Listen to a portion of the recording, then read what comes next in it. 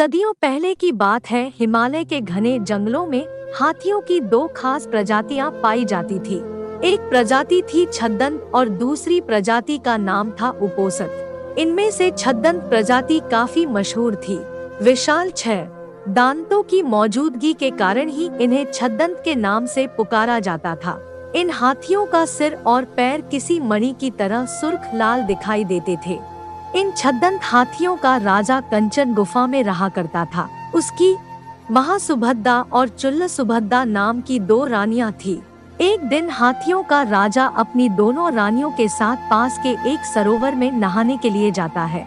उसी सरोवर के किनारे एक पुराना विशाल वृक्ष लगा हुआ था। उस वृक्ष पर लगे फूल बड़े ही खूबसूरत और मनमोहक खुशबू वाले थे। गजराज ने खेल खेल में अपनी सूंड से उस वृक्ष की एक डाल को कसकर हिलाया। इससे डाल पर लगे फूल महासुभद्दा पर झड़ने लगे और वह गजराज से बहुत प्रसन्न हुई।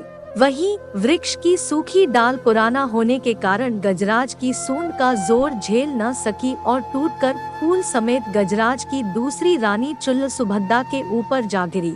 हालांकि यह घटना संयोगवश घटी, लेकिन इसे चुल्लसुभद्दा ने अपना अपमान माना और उसी वक्त गजराज के निवास को छोड़कर कहीं दूर चली गई। जब गजराज को इस बात का पता चला तो उसने चुल्लसुभद्दा को बहुत ढूंढा, लेकिन वह कहीं नहीं मिली। कुछ समय बाद चुल्लसुभद्दा की मौत हुई और मरने के बाद वह मध्य राज्य की राजकुमारी के रूप में पैदा हुई। युवा होने पर उसकी वाराणसी के राजा से शादी हुई और वह वाराणसी की पटरानी बनी। पुनर्जन्म के बाद भी वह छद्दंतराज द्वारा भूलवश हुए उस अपमान को भूली नहीं और उसका बदला लेने का सोचती रही। एक दिन मौका पाकर उसके वाराणसी के राजा को छद्दंतराज के दांत हासिल करने के लिए उकसाया। परिणाम स्वरूप कुछ कुशल निषादों के समूह को राजा ने गजराज के दांत लाने के लिए भेज दिया।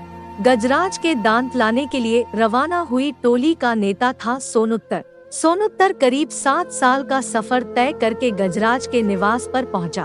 उसने गजराज को पकड़ने के लिए और अपना शिकार बनाने के लिए उसके निवास से कुछ दूरी पर एक बड़ा गड्ढा बनाया।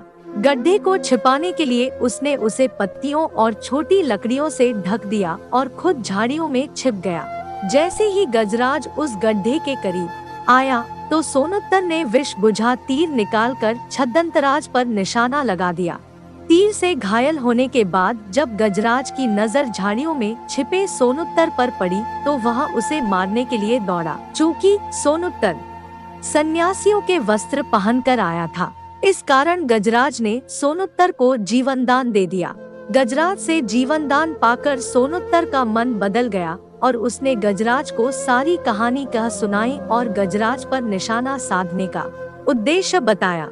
जीवनदान मिलने के कारण सोनुत्तर गजराज के दांत नहीं काट सकता था, इसलिए छद्दंतराज ने मृत्यु से पहले खुद ही अपने दांत तोड़कर सोनुत्तर को दे दिए।